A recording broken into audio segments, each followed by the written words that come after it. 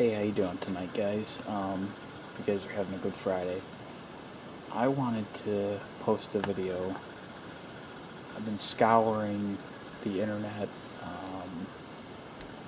bothering a lot of people. I'm trying to figure out sharpening. Um, and I've been struggling with it. I'm getting decently sharp knives. I mean, they'll shave hair and all that stuff. But I'm trying to get to that point where I can get beyond, you know, just shaving hair. I want to screaming sharp. So in my, asking people for advice, and guys have been really helpful. So that's why I figured I would post this video. If anybody else is in the same boat that I'm in, it's tough. There's a lot of information out there about what to do, what not to do, and I've been doing a lot with, I'm a believer of a convex. If you're not going to do a full convex, at least a convex secondary bevel, I think, is the way to go. And, I've been practicing with sandpaper and, basically a leather strop for forming my edges. And it just seemed like I could never get it right, could never get it, I'd get it to be okay, but it just wasn't what I was looking for. But I came across the video tonight, and this is just a cheap Faberware kitchen knife that I've kind of been practicing on. And I can never get the angle. Never get the angle right. When I'm sharpening, is it there? Is it there? Is it there? What's the right angle to be sharpening at? And, it's tough because you're on your sandpaper back and forth, back and forth, back and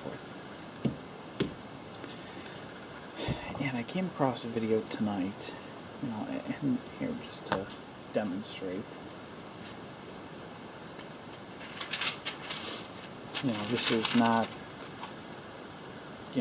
crazy sharp because I'm still getting the hang of it, but this is basically off of 400 or 320 grit, 320 or 400 grit paper, and then strapped.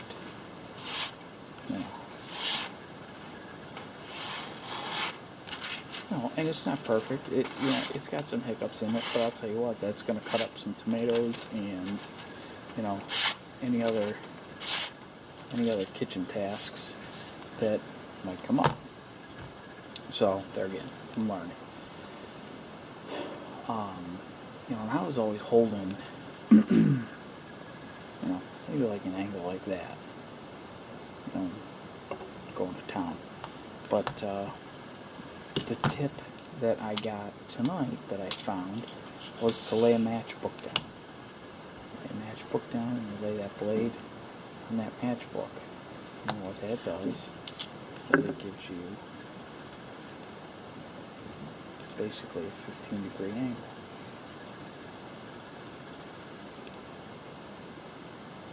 So at least you have something concrete that you can go from. So that's my tip, and like I said, I hope it can help some other people out there, because I wish I'd have come across that a lot sooner. So yeah, just lay your matchbook down, lay your blade on top of that, and at least you can keep this matchbook, by you. And it may not be perfectly 15 degrees, but you know what, it's a hell of a lot closer. And what I was finding I was doing, if this is 15, I was probably up something like that. So then what I was doing was just kind of rolling, rather than getting a nice edge like that, I was rolling it over. So I was, I mean, you want a little bit of convex, obviously, but I wasn't getting to that point. I was really blunting it up because of how high, I was raising that knife up. The other thing that you're going to hear people talking about if you're new to any of this is you want to look to make sure that light is not reflecting. Okay, and I always thought, and you can clearly see my my secondary bevel here. I thought that meant looking here, the light reflecting on the edge. But actually it is if you are looking straight down at that cutting edge, you want to look for light reflecting on that very cutting edge, looking straight down. And I don't know if I can demonstrate that. I'm going to try. Here's a knife that I'm just ground out. It is not sharp yet. There's a couple spots that are very close because it's a very thin edge. But, let's see if I can be able to tell. But if you were not looking through this camera, you could see that there's light reflecting up here at the tip and, other various points. But yeah, so just because like I said, I was always under the impression, you're looking here, which is fine, just to make sure that you're getting an even angle across the whole thing. You can look for light reflecting, but actually to see if you've apexed that edge, you have to actually turn and look right directly at that cutting edge, and that's where you're looking for, the light reflecting. So, just a couple of tips for you guys tonight, and like I said, I just came across this, and like I said, that's off of a, say, 400 grit paper, stropped up, and that's pretty good. So hopefully, I'll be able to really get some good edges now. And I'm going to mess a couple up, but I'm still learning. I got a long way to go. And, but yeah, I hope this video can help somebody. And, if you don't get it the first time, don't give up. That's the best advice I can give. I've been at this for a year, at least. Trying to figure all this out. There's so much stuff out there. YouTube is great, but God, it can be a real curse sometimes because you don't know who to listen to. And there again, by no means am I an expert.